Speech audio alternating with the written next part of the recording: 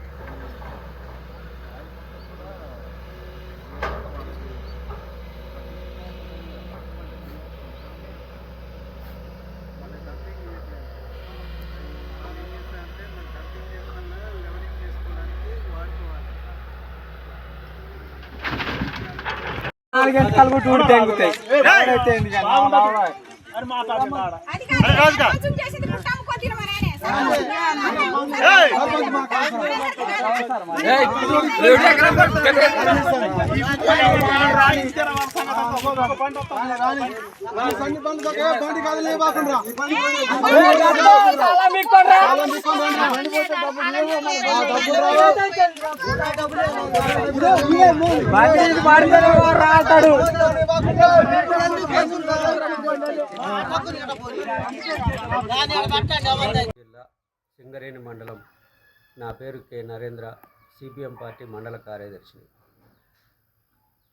కారేపల్లి దగ్గర సింగరేణి మండలంలోని గుట్ట కింద గుంపు గ్రామం పక్కన ఉన్న గుట్టని అక్రమంగా తవ్వుతున్నట్లుగా మనకి పేపర్లలో అదేవిధంగా నిజం కూడా జరుగుతుంది. అయితే ఈ మండలంలో 170 ఏరియాలో ఉంది. 170 ఫీసా చట్టం ప్రకారం గ్రామసభను కూర్చోబెట్టి గ్రామసభ ఆమోదం పొందిన తర్వాతనే ఏదైనా అడవిలో ముట్టుకోవాలి.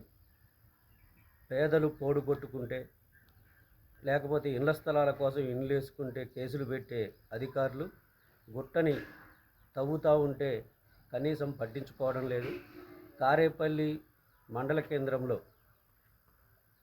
పెద్ద పెద్ద వాహనాలకు అసలు పర్మిషన్ లేదు. ఈ టిప్పర్లు ఇవి తిరగటంతో వేల టిప్పర్ల మట్టిని తరలించుకుపోతున్న పరిస్థితి అక్రమంగా ఉంది. ఇది పర్యావరణానికి ప్రమాదం. అదేవిధంగా గిరిజన గ్రామాలకి కూడా, గిరిజనులు అడవి మీద ఆధారపడి పనిచేస్తారు. అది గుట్టకింద గుంపు కావచ్చు, నాగన్న గుంపు కావచ్చు. ఇవి వాళ్ళ ప్రజల యొక్క అభిష్టానికి వ్యతిరేకంగా ప్రజలు తీవ్రంగా వ్యతిరేకిస్తున్నప్పటికీ అధికారులు, ప్రభుత్వం ఇలా చేయడం మంచి పని కాదు. అంతేకాకుండా ఇది కేవలం అధికారులు లేకపోతే కాంట్రాక్టుల యొక్క పని మాత్రమే కాదు. దీని వెనుక వైరా ఎమ్మెల్యే గారే కావచ్చు, లేకపోతే ఎంపీలు, మినిస్టర్ల యొక్క హస్తం కూడా ఉందనేది ప్రజల్లో చర్చ జరుగుతూ ఉంది. కాబట్టి పర్యావరణాన్ని రక్షించుకోవడం, అదేవిధంగా అడవిని రక్షించుకోవడం, గిరిజనుల చట్టాలని రక్షించుకునే విధంగా ప్రభుత్వం వ్యవహరించాలనేది సిపిఎం పార్టీగా డిమాండ్ చేస్తూ ఉంది. నా పేరు దాసరి మల్లయ్య, కారేపల్లి మండలం శ్రీకాపల్లి గ్రామానికి చెందిన సిపిఎం పార్టీ మండల నాయకుడు. నేను మన కార్పేలి మండలంలో ఉన్న గుట్టలన్నీ కూడా మాయమైపోతున్నాయి.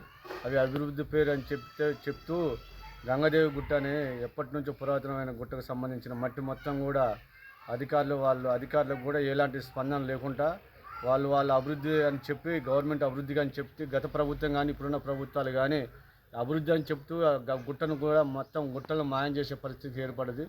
ప్రభుత్వం ఇప్పటికైనా స్పందించి ఆ నాగన్న గుంపుకు కూడా సంబంధించిన గుట్ట కూడా అక్కడ మట్టి గవర్నమెంట్కు లాభం చేకూర్చే విధంగా ఒక 5-6 ట్రిప్పులు గవర్నమెంట్కి పోతే మిగతా ఈ ప్రైవేటు వ్యక్తులు దాన్ని వాళ్ళ లబ్ధి కోసం అమ్ముకోవడానికి ప్రయత్నం చేస్తున్నారు. అధికారులు ఏమంటే స్పందించి అక్కడున్న డెవలప్మెంట్ అని చెప్పి ఆ డెవలప్మెంట్ ఎడిపోయిందో తప్ప అక్కడున్న గుట్టను కూడా కింది నుంచి మొత్తం తోడేసే పరిస్థితి జరుగుతుంది. కాబట్టి ఇప్పటికైనా అధికారులు ఏమంటే స్పందించి దానిపైన తగు చర్య తీసుకొని దాన్ని ఆపాల్సిందిగా సిపిఎం పార్టీగా మేము అక్కడ అధికారులు కూడా స్పందించి అక్కడ సమస్యని అడ్డుకోకపోతే వాళ్ళు అక్కడ ఉన్న కాంట్రాక్టర్ ఎవరైతే ఉన్నారో వాళ్ళ మీద దౌర్జన్యం చేసి అధికారులను కూడా ఒత్తిడి తీసుకొచ్చే పరిస్థితి ఏర్పడుతుంది. కాబట్టి అధికారులు కూడా పోలీస్ వ్యవస్థ అయినా అధికారులైనా మొత్తం దాన్ని ఒక రూట్కి తీసుకొచ్చి దాన్ని ఇప్పటికైనా అభివృద్ధి చెప్పుకుంటూ దాన్ని ఆపాలని అక్కడ మట్టి దోలుకునే టిప్పర్లు ఓవర్ స్పీడ్లో వెళ్తూ అక్కడున్న ప్రజలకు కూడా ధూళి కళ్ళకు పోయి అక్కడ ప్రజలకి నానా ఇబ్బందులు ఏర్పడతాయి. రోడ్డు మీద బండ్లు కూడా లిమిట్ లేకుండా వాళ్ళు ఇష్టం వచ్చిన రూట్లో వెళ్ళిపోతున్నాయి. కాబట్టి అక్కడ ప్రమాదాలు జరిగే అవకాశం ఉంది. కాబట్టి వాటిని ఎమ్మటే నియంత్రించడానికి ప్రభుత్వం కృషి చేయాలని నేను సిపిఎం పార్టీగా డిమాండ్ చేస్తున్నాను.